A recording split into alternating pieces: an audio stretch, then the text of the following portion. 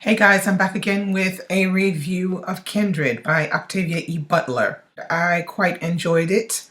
I wasn't so sure what to expect. The main character of this novel is Dana, and she is pretty much a modern African-American woman who is married to a white man. As the story progresses, she has an incident. She becomes dizzy and everything goes black, and she wakes up and finds herself in 1815, and she's hearing the cries of a woman and finds a young boy drowning in the river. So she saves him from drowning and resuscitates him.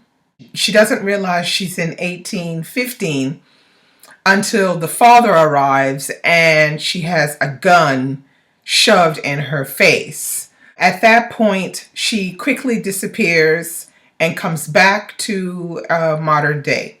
Now, modern day is supposed to be the 70s, if I remember correctly. I think exactly it's supposed to be 1976. This book examines slavery in another way that I haven't seen personally. Basically what it does is it confronts this modern African American woman with what is really slavery. Now keep in mind, she is going back to this time period because of this little boy that she saves from drowning, and his name is Rufus. The link between Rufus and Dana, as the story goes on, becomes very strong.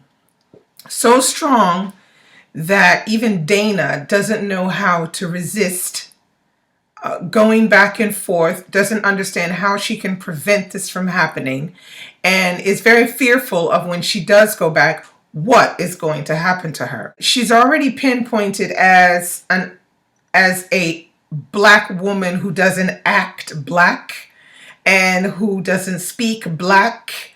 And there's a lot of things and references like that in the book that I found very interesting, thought-provoking. She then learns more about her family. She becomes aware of the difficulty of their situation because she actually has to live parts of it. The book itself has a lot of main themes running through it. Some of the themes are family. You have also violence.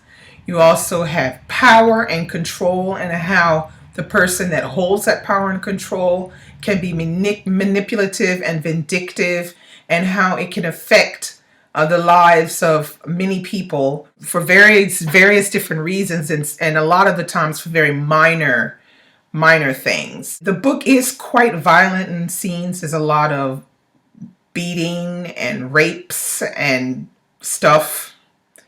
Women getting punched in the face and all kinds of things like that. It's quite violent to read, but it does, bring home some of the realities of slavery while at the same time confronting us with some of the realities of what people went through and how psychological that trauma was, as well as physical.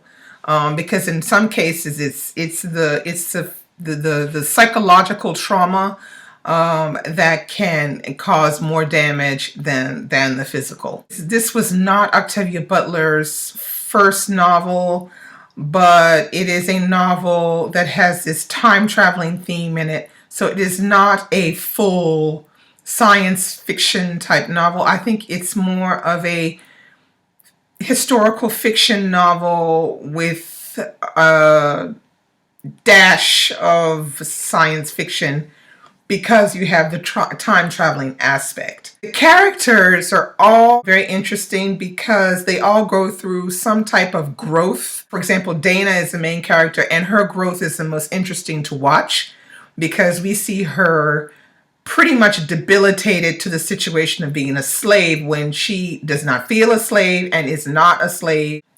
And we see her every time she goes back, we see that she progresses and she becomes much more intelligent about how she deals with the different people on the plantation. I say this is a great book. It's very easy to read. The writing style is easy to get into because there's nothing difficult about the writing style. Now, some people may find that a little disappointing that the writing style isn't more, fancy, but it's not. It's simple, but it works really well. It's easy to understand, and most of all, you can read this quite quickly.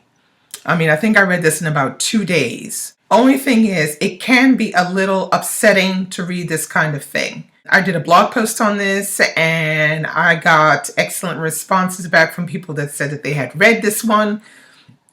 They really liked it. And then I got one response from someone who said, no, that's not for me. I read up to page 150 and I had to put it down. And then I think the person gave us an example. The autobiography of an ex-colored man was more of her type of book.